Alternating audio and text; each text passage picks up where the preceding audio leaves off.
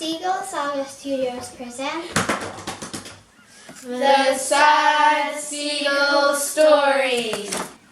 500 years ago in Inverness, seagulls lived in perfect harmony with the environment. I love my life. But then came the human and destroyed everything.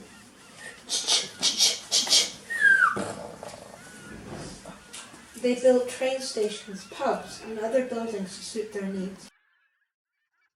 Oh no, our homes.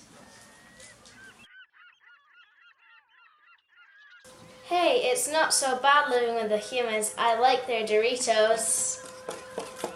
We have to get them out of here. There's seagull poop everywhere and die from our rubbish bins.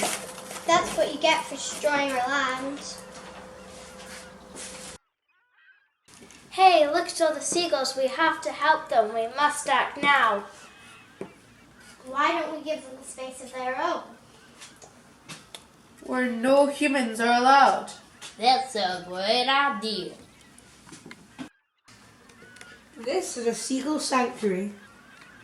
Thank you for helping us. I love my Doritos.